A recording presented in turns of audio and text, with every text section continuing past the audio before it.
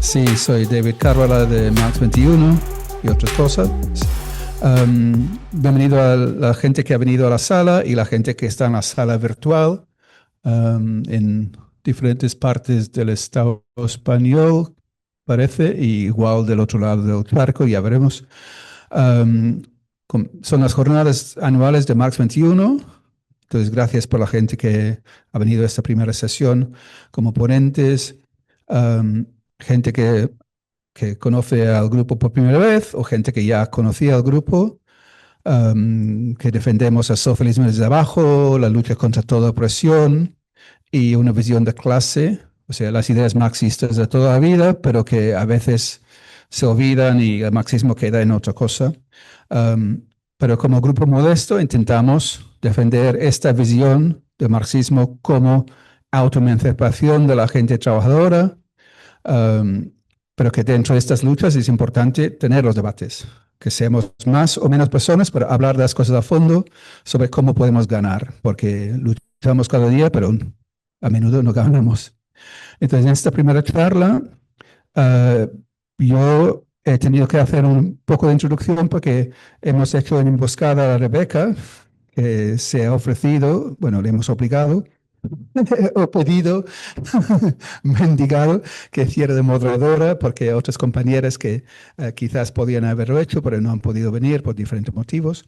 Entonces, muchas gracias a Rebeca, muchas gracias a Salma y a Jordi, y un poco la dinámica, que Salma y Jordi hablarán 15 minutos por cabeza, y después habrá debate, tanto desde online como en la sala, que será hasta 3 minutos por persona. No es pregunta y respuesta a los...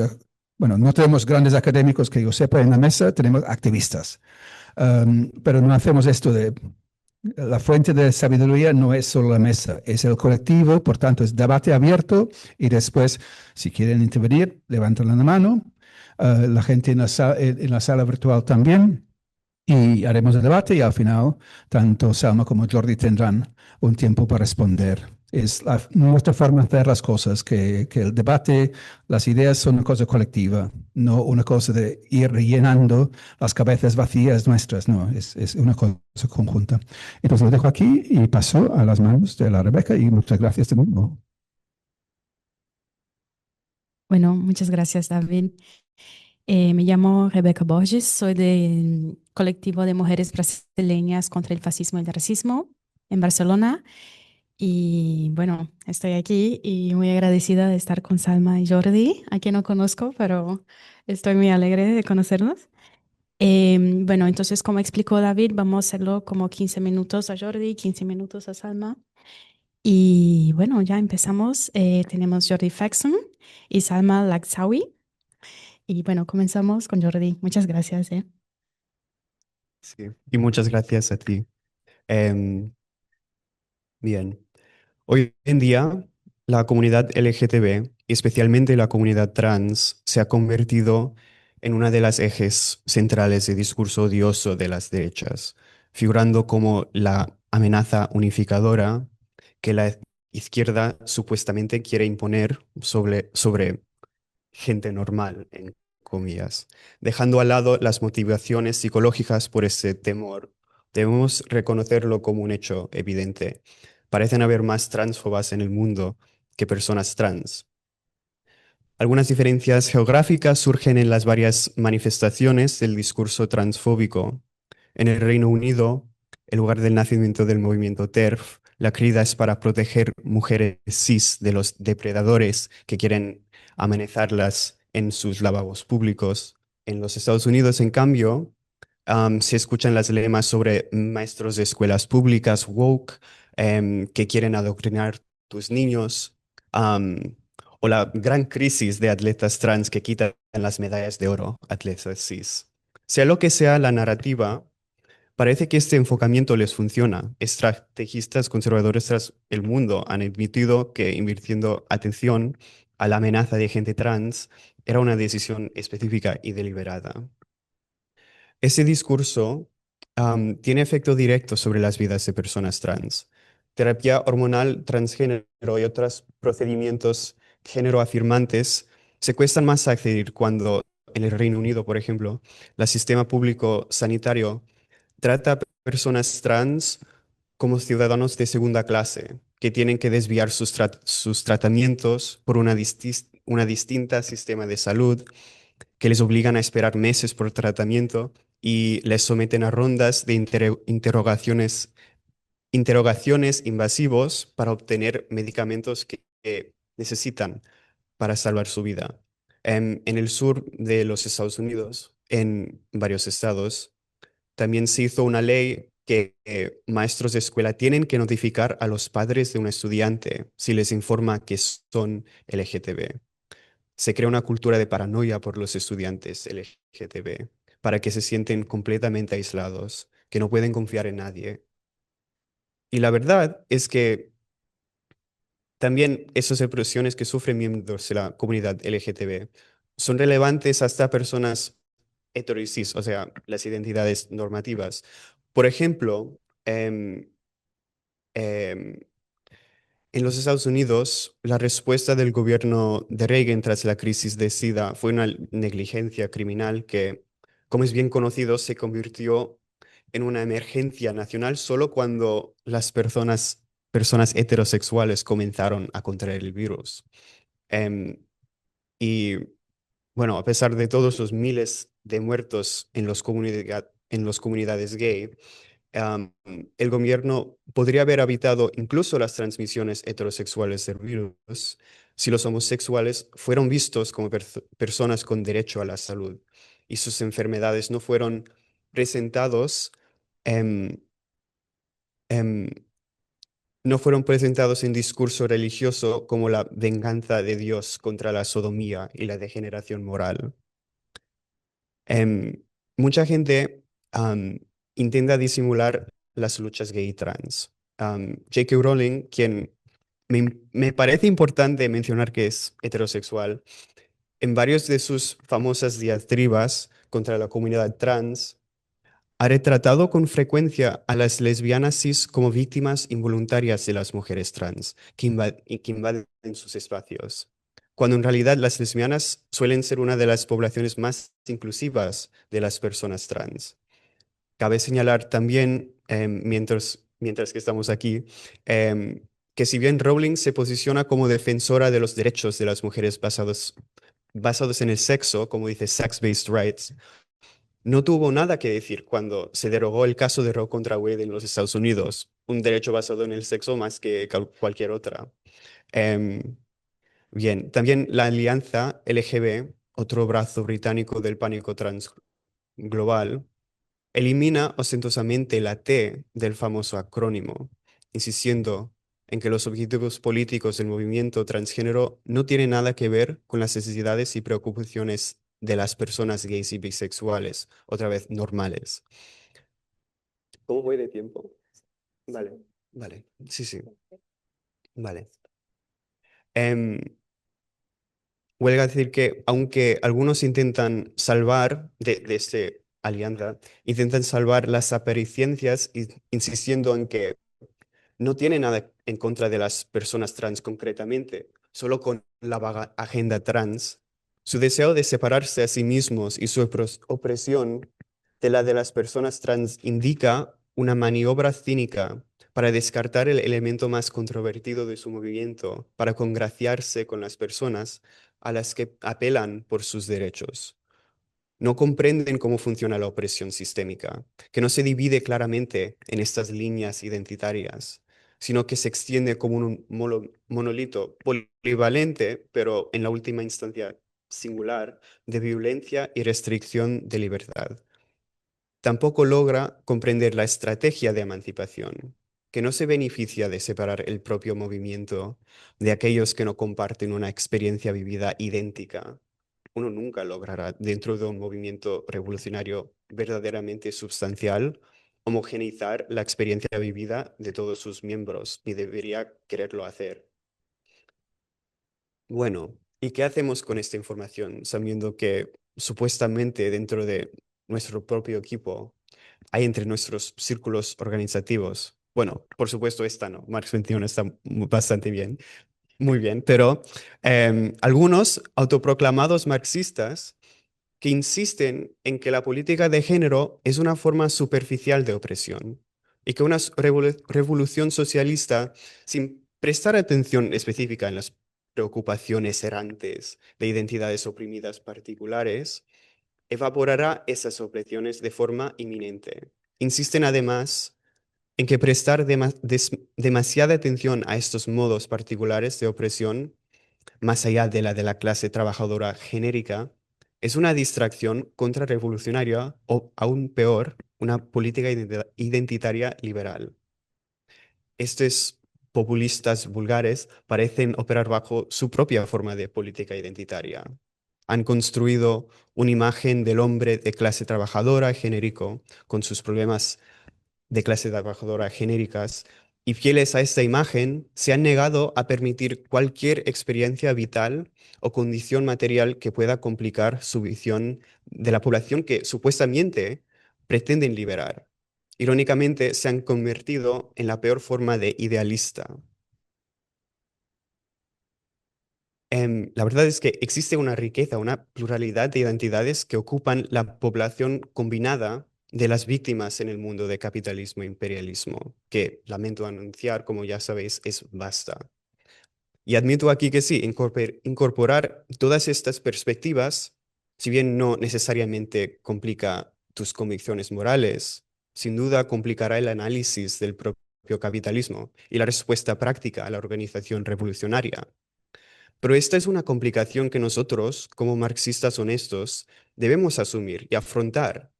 Esta es la verdad de un marxismo vivo y encarnado, no un marxismo que, como el propio capitalismo, abstrae la vida humana de su significado personal y la juzga en concordancia con un principio preestablecido de productividad y eficiencia. Cabe señalar también que algunos consideran los derechos y las libertades civiles de las personas homosexuales como una herencia única de los valores seculares y liberales del mundo occidente, un pretexto que se utiliza para justificar el sionismo y la islamofobia. Por ejemplo, a las personas LGTB que expresan públicamente su apoyo a la liberación palestina, se les dice invariablemente por todos lados que serían arrojadas desde los tejados de los edificios de Gaza por su sexualidad. Em, el llamado pinkwashing, no sé si se dice así, lavado rosa, em, es el lavado de la imagen de los regímenes imperialistas como favorables a los homosexuales. Es una desorientación de la política progresista, facilitada por un discurso tras los derechos LGTB completamente desprovisto de toda conciencia de clase. Por si fuera necesario decirlo, espero que no, los palestinos LGTB también quieren el fin del genocidio y también odian el Estado de Israel. No se les permiten los lujos de la supuesta amibilidad de Israel hacia las personas LGTB. Sin duda, consideran que la violencia y la represión que lleva décadas ejerciendo el Estado de Israel les hacen un daño mucho mayor que el entorno social conservador en el que viven.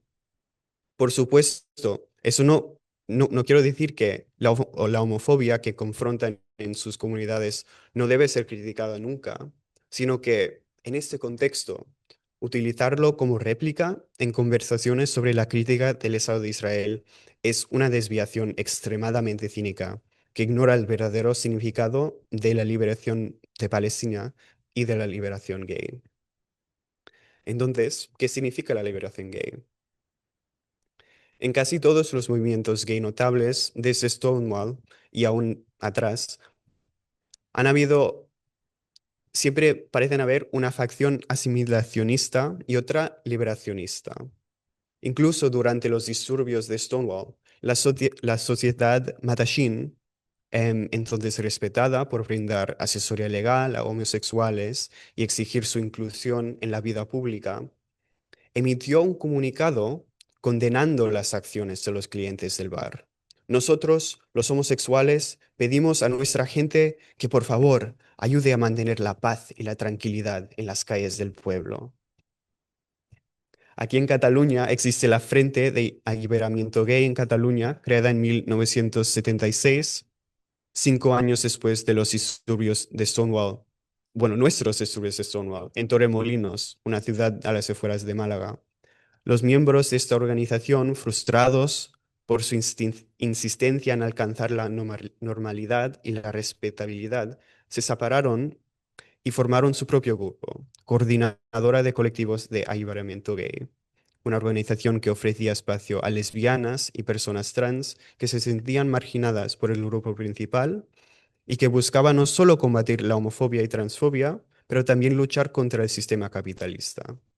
Y si queréis leer más sobre estos dos grupos, lo podéis encontrar en nuestro panfleto sobre Pride, Política y Protesta.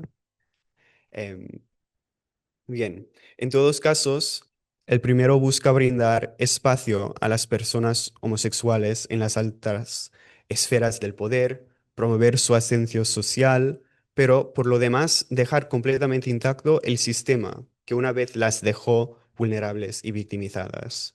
El otro quiere derribar el sistema de violencia presente en cada médico lascivo, en cada jefe irrespetuoso, en los insultos y gritos de cada desconocido por la calle, en cada personal de seguridad de aeropuerto invasivo y en la precariedad laboral y de vivienda que nuestra comunidad sufre encima de todo.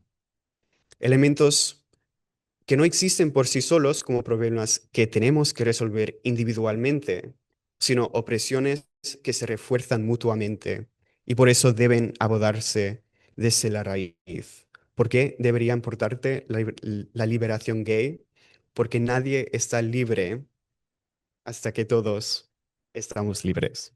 Gracias. Muchísimas gracias, Jordi, de verdad muy impactante. Y bueno, paso directamente a Salma para que continuemos a hablar y después tenemos como momento para preguntas y discusión. Muchas gracias, Salma. Gracias a ti. Buenas tardes. Bueno, yo soy Selma Lakzaoui, como bien ha dicho nuestra compañera. Soy activista antirracista y contra la islamofobia de género.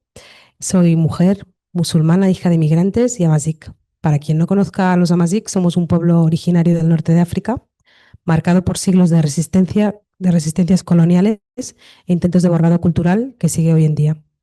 Comento esto no por hablar de mí, sino porque me parece importante como mujer amazigh mencionar las resistencias que me preceden, ya que estas son las que moldean la forma en que entiendo y vivo la política y las luchas de hoy. Hablar desde aquí es hablar desde la memoria colectiva de quien conoce la opresión, pero también la resistencia, la dignidad y la continuidad. Antes de empezar, quería situarme con honestidad. Como bien ha dicho David, no somos académicos, somos activistas.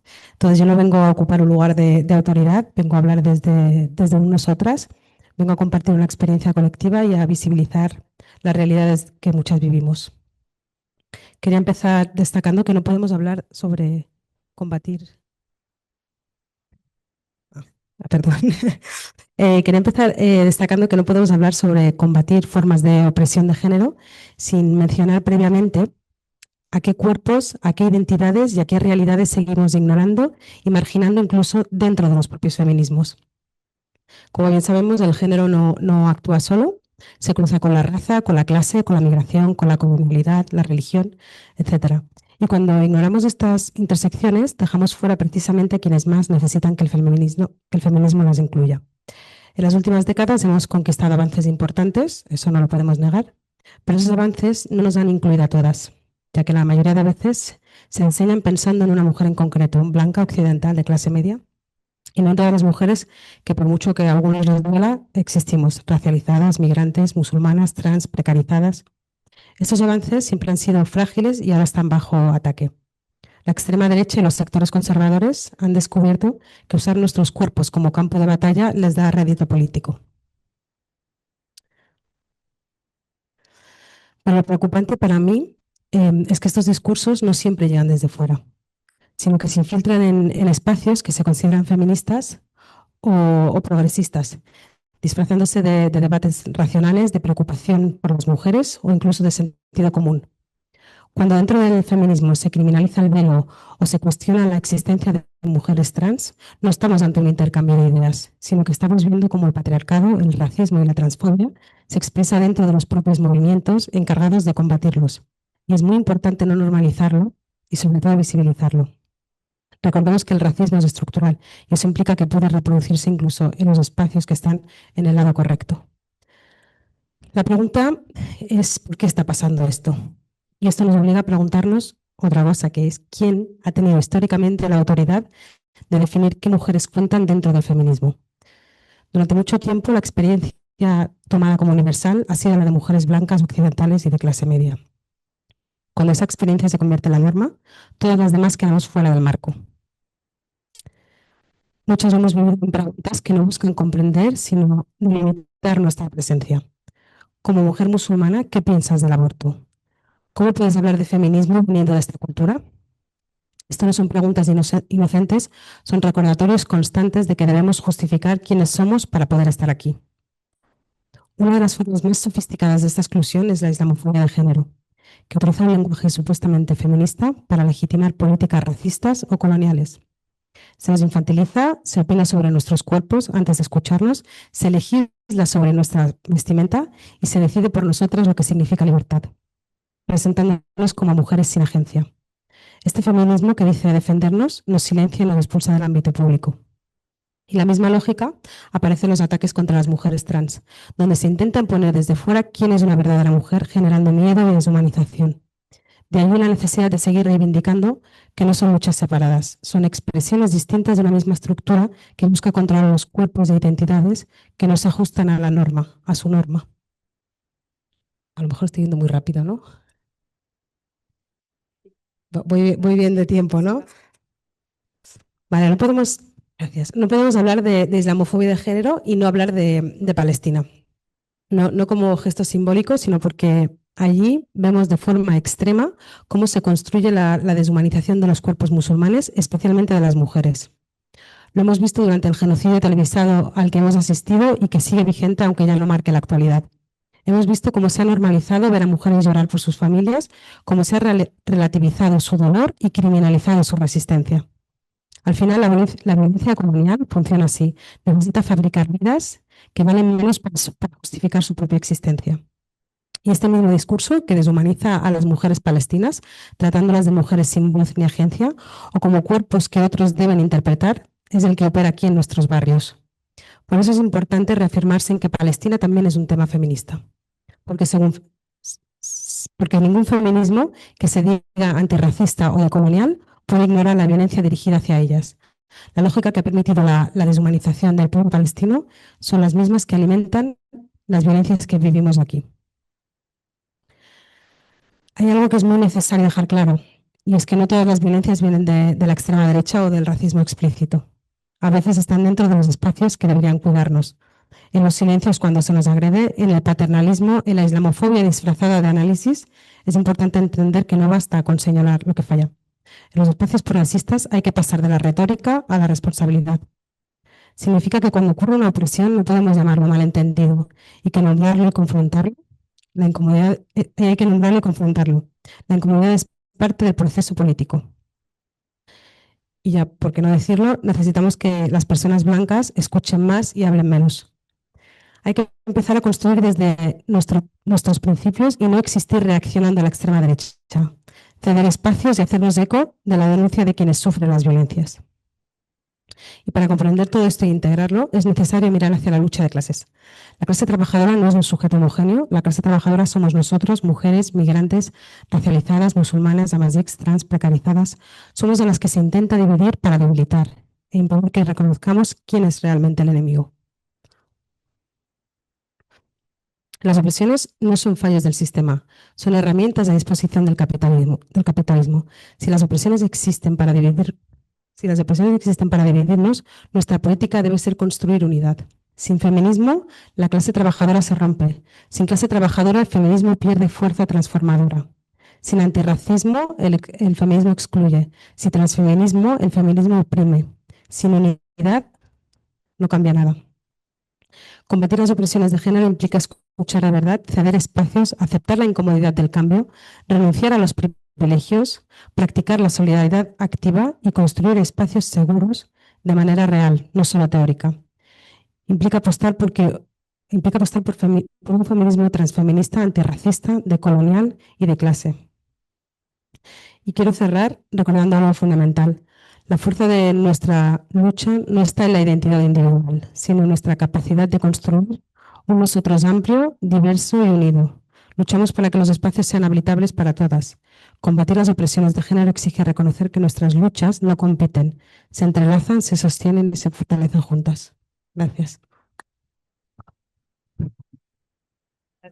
Muchas gracias. Bueno, ahora podemos abrir para preguntas y un debate entre todas las personas aquí presentes, pero también las personas online, que ahora mismo no veo, pero creo que están ahí. Y no sé si hay alguna mano levantada online o si alguien quiere. Acaba de llegar alguien aquí en el espacio. Sí, exacto. O también si quiere, bueno, si quieren comentar Jordi o Salma, porque yo veo muchas conexiones entre las palabras, ¿no? Entonces, claro, la idea es tener un debate abierto, una discusión, pero claro que pueden también seguir hablando, ¿no? Bueno, ¿hay algo? No. No. ¿O alguien? Lo que bueno, yo comento rápidamente, no quiero monopolizar solo porque estoy moderando, pero me pareció súper interesante escuchar de los, bueno, podemos decir los problemas, ¿no? Las cuestiones problemáticas, pero también he escuchado mucho de soluciones, ¿no? De caminos, de cosas que se tienen que hacer, que se tienen que seguir hablando de ellas y esto para mí es muy importante, ¿no? Que no se hable solo de esto está mal, pero de ver cómo esta luz al final del túnel y posibles caminos.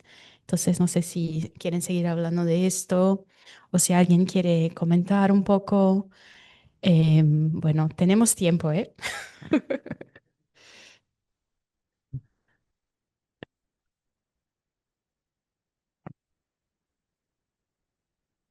Oye, sí. A ver. No, un poco quería explicar un poco, bueno, intentar entender el problema. Yo estuve de la fundación del primer movimiento de transexuales, concretamente de Cataluña, como abogado de la Federación Estatal de Transexuales, y siempre se mantuvo una relación muy amigable, digamos, con el movimiento feminista. De hecho, eh, todos los años en las jornadas de la mujer iban representantes del colectivo transexuales. Entonces no sé muy bien en qué momento se produce esa ruptura de parte del movimiento feminista con el colectivo de transexuales, el tema de las TERF y toda esa historia. No sé si vosotros conocéis un poco el tema y sabéis un poco digamos, cuál es el motivo de esa ruptura, de una relación que era muy amistosa. De hecho, se compartió el local en Madrid, el local del Instituto de la Mujer. Gracias, Sean. No he escuchado la primera parte, no sé si No, era un poco intentar entender cuál fue, digamos, la chispa que desató el tema de las TERF, del colectivo, de las mujeres del movimiento feminista que está en contra de los trans, etcétera. No sé si vosotros, digamos, como mujeres supongo que formáis parte del movimiento feminista, tenéis un poco más idea de cuál fue el detonante de esa ruptura con el. Pues si nadie más, comento yo. Am, pues muchas gracias por las ponencias, muy buenas y muy interesantes.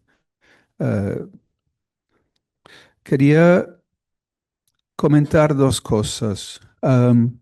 Que bueno, crecí en Gran Bretaña y me llegan noticias y me acuerdo hace años vi los debates virulentos en Facebook sobre tema trans y las TERFs, que como decía Jordi, todo ese rollo empezó allá, empezó, "Jo, qué bien que no existe aquí. Y claro, como todo al final llego aquí también.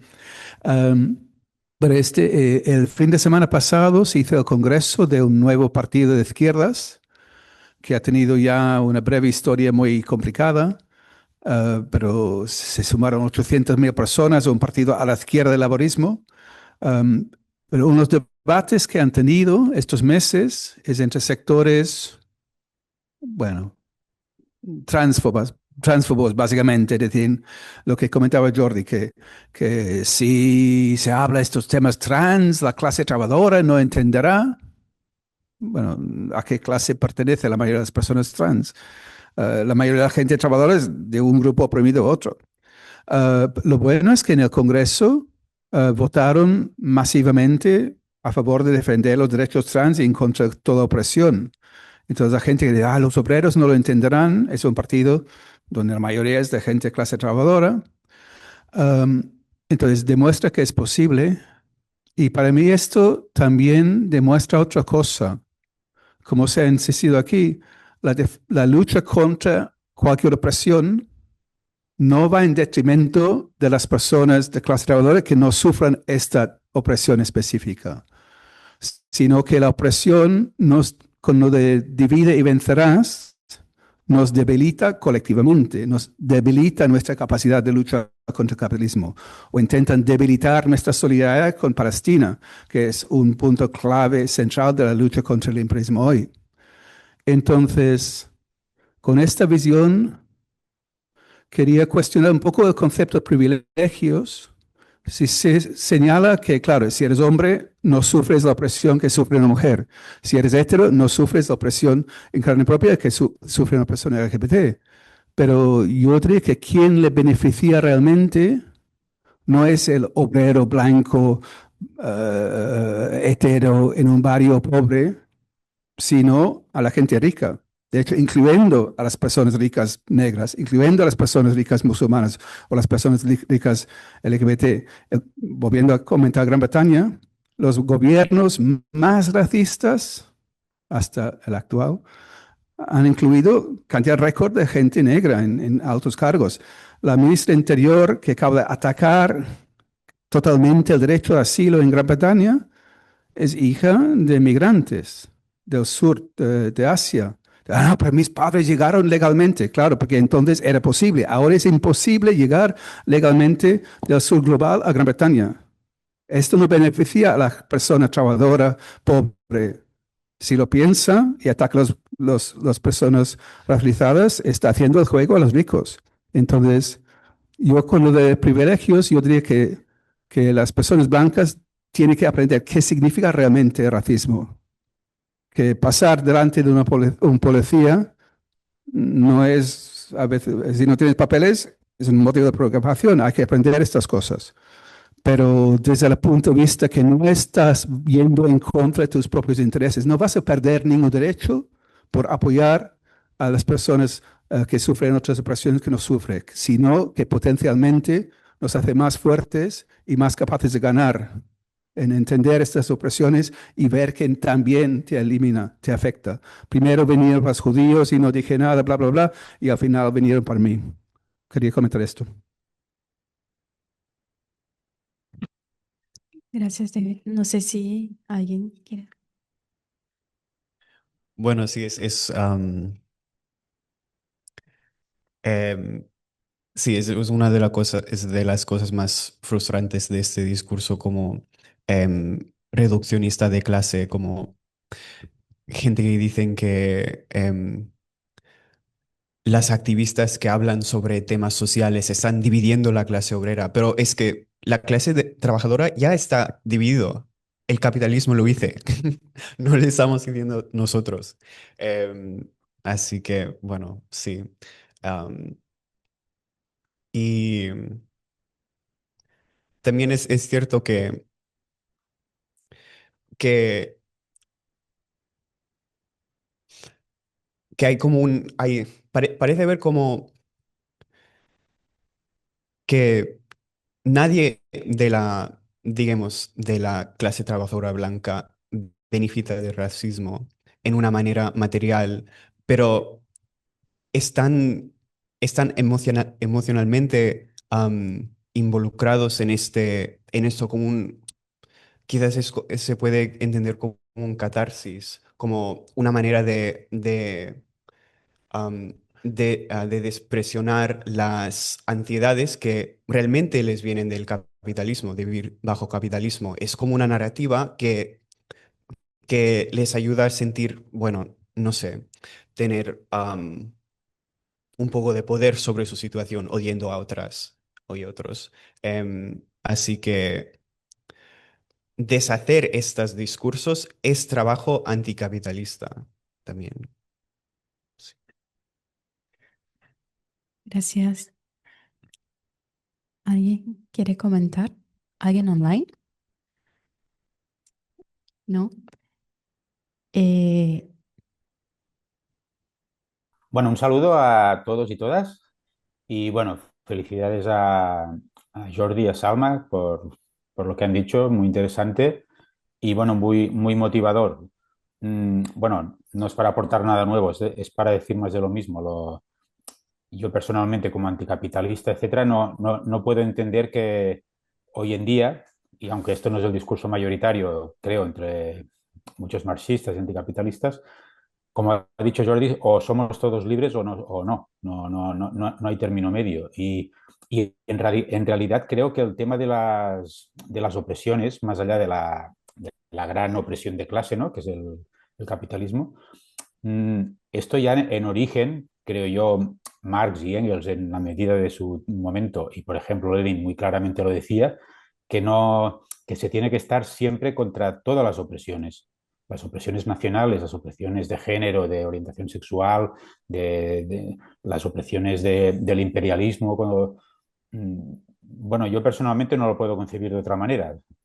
Ya digo, supongo que es más de lo mismo que estamos diciendo, pero para resaltar desde esto, desde el marxismo, desde el anticapitalismo que debería ser bien entendido. Como dice Jordi, aquí en Mars 21 es un sitio acogedor en ese sentido, no como otros partidos, pero que no se puede entender ser selectivo en la lucha contra las opresiones. No, sí, es un tema ideológico y es un tema casi de compromiso ético, creo yo. No, igual como Marx decía, una nación que oprime a otra no puede ser ella misma libre, pues esto extrapolándolo a todas las luchas, a todas las opresiones. Yo creo que no debería poderse concebir que fuese por separado. Nada, era hacer esta pequeña reflexión mía.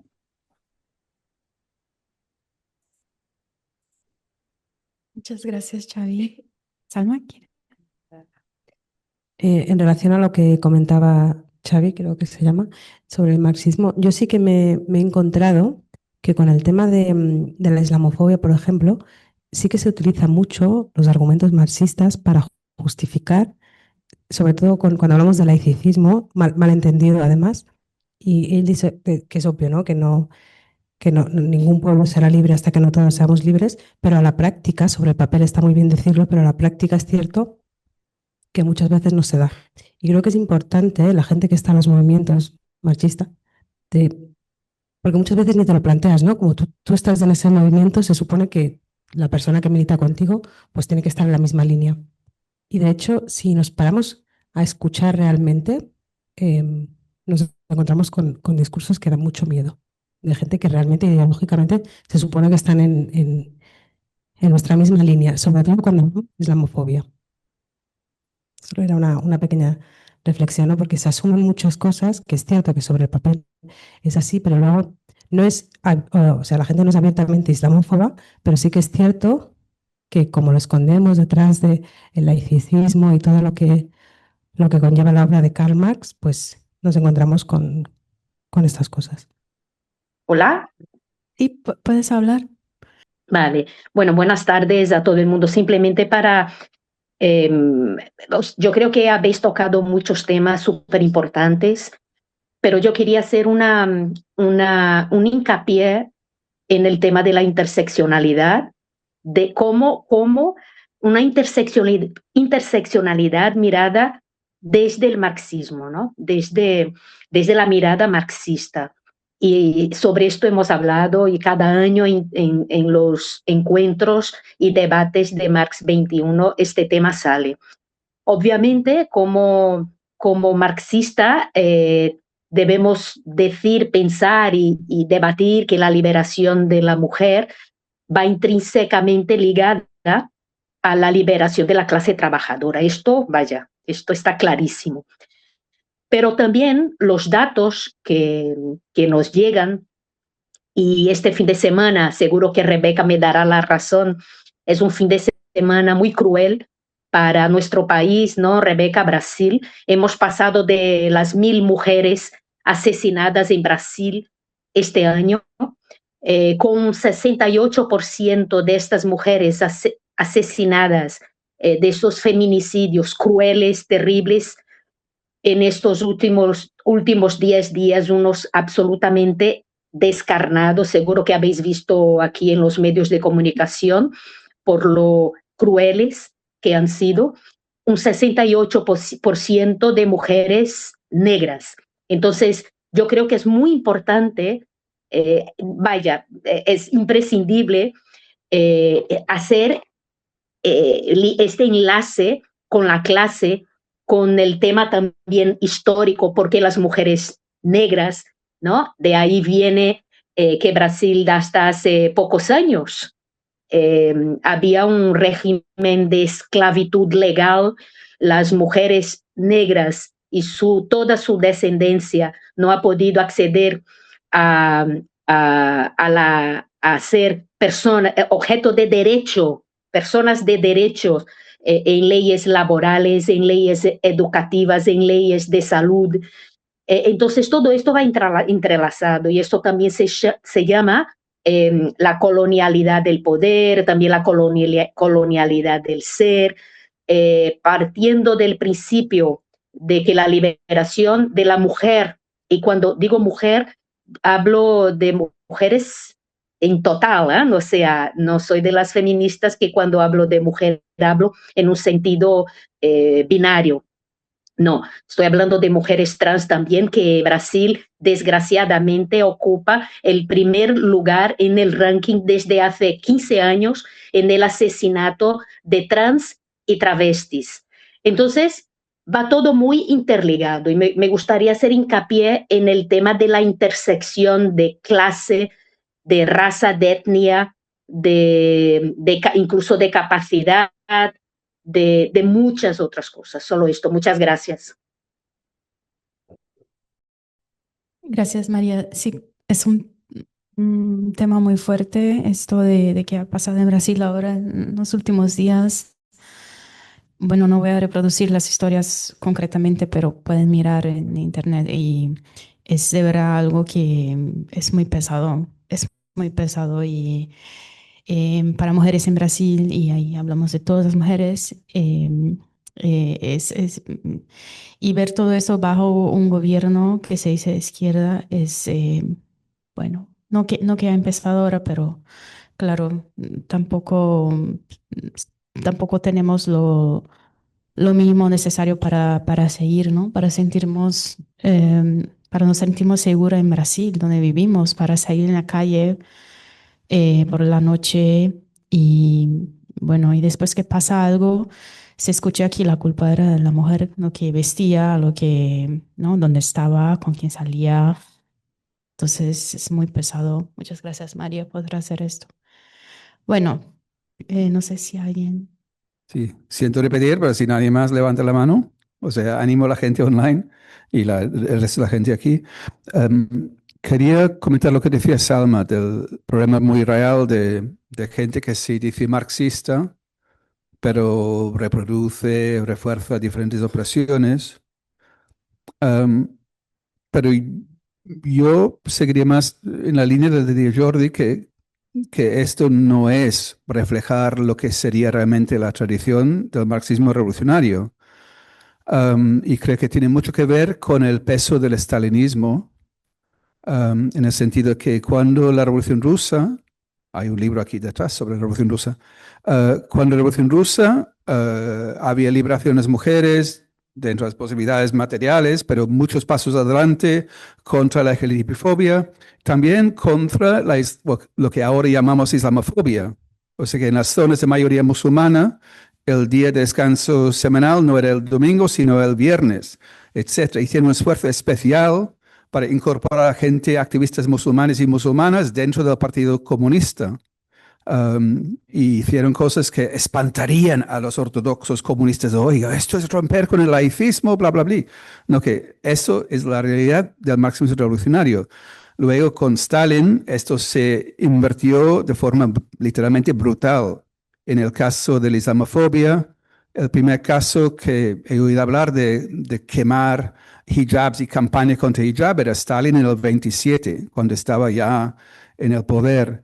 Y todos los avances de las mujeres y LGBT fueron invertidos a finales de los 20 y los años 30. Y esto se ha heredado en gran parte en los partidos comunistas, incluso en algunos se llaman trotskistas, y bajo la forma de este laicismo falso, que no es laicismo, es racismo, es islamofobia. Pero diría que esto no es universal, es quizás mayoritario dentro de la izquierda.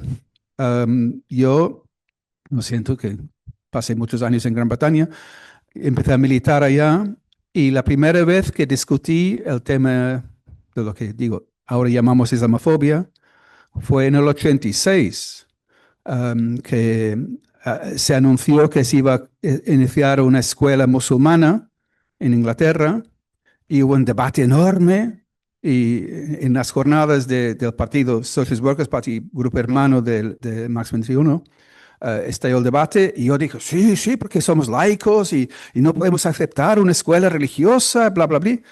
Y se discutió en un fin de semana y hubo un debate fuerte en los bares y todo. Y salí de ahí en el 86, o de hecho como partido salimos diciendo claramente que sí, que nos gusta una escuela laica, pero un país donde hay centenares o miles de escuelas cristianas, centenares de escuelas judías, y se habla de una escuela musulmana. Aquí no es una cuestión de laicismo, es una cuestión de racismo. Y tomamos posición de oponernos a lo que se llegó a llamar campaña islamófoba. Con el caso de Salman Rushdie, estamos en contra de la amenaza de muerte contra él por Irán, pero también en contra de toda la campaña islamófoba que surgió, estamos hablando de los años 90. Entonces, en nuestra corriente, como mínimo, desde hace más de 30 años, tenemos claro la necesidad de oponerse a la islamofobia. Los movimientos de las movilizaciones contra la guerra de Irak en 2003, el movimiento unitario contra la guerra en Gran Bretaña fue iniciado por gente nuestra y se convocaron las manis por Irak, campaña contra la guerra y la Asociación Musulmana de Gran Bretaña y la campaña por el desarme nuclear que vino en los años 50. Aquí, en la plataforma Teorema de la Guerra, propuse hacer material en árabe para repartir en las mezquitas y la gente, no, ¿por qué? ¿Esto? ¿Por qué la mezquita? ¿Por qué no hay iglesia? Y fuimos, mi entonces profe de árabe y yo, y repartimos octavías en árabe por la mani de 15 de febrero de 2003 en la mezquita de Caria Hospital. Pero fuimos nosotros dos.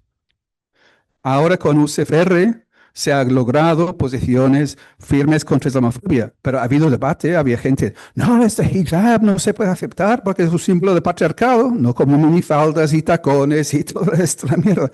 Entonces digo, es tristemente cierto lo que dices, que gran parte de la izquierda, igual que feminismo, liberación de las mujeres, derecho a decidir, excepto las musulmanas y las trans. Y laicismo como, no sé, una variedad sí, pero hate no. Pero sí que hay sectores de la izquierda que tienen una visión diferente y en algunos casos desde hace muchas décadas.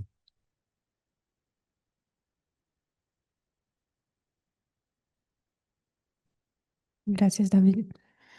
¿Alguien quiere comentar? ¿Alguien online? ¿No? Vale. Bueno, yo puedo comentar algo que David ha comentado antes de esto de la palabra una palabra que en Brasil tenemos una discusión alrededor de ella, que es la palabra privilegio.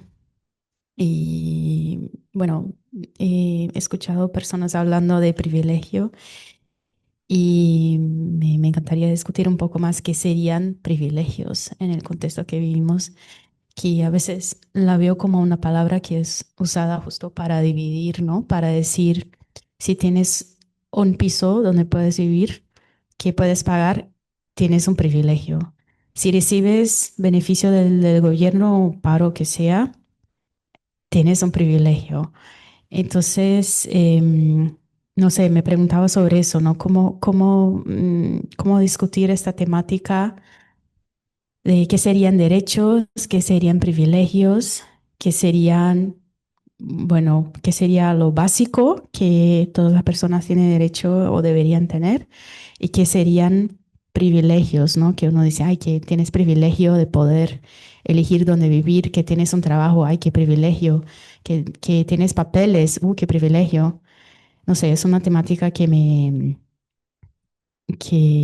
bueno, donde me pregunto, tengo muchas dudas y muchas reflexiones. No sé si también han empezado en ese sentido, porque creo que ahí se conectan estas ideas de, bueno, de las personas, generalmente hombres blancos, que piensan que están perdiendo sus privilegios, o sea, que las personas migrantes, que las mujeres se están robando sus privilegios, ¿no? Y bueno, es algo que para nosotros y en Brasil pensamos un poco al respecto y bueno, no sé qué piensas, si esta discusión ha llegado a España o si ha pasado por aquí.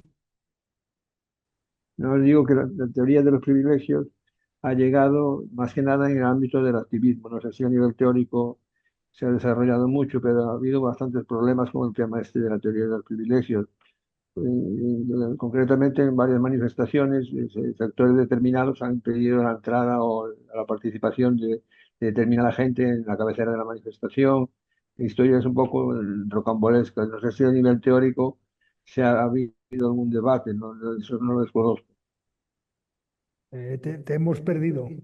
No, es que no solamente eso, no sé si ya te digo, a nivel teórico, por lo menos en la zona de Madrid, no se ha desarrollado, pero sí ha habido algunos incidentes bastante feos en el ámbito de las manifestaciones, concretamente la manifestación que se convoca del 1 de Mayo interseccional. Ha habido algunos problemas de desencuentros y no sé muy bien, digamos, si en otros lados ha pasado un poco lo mismo.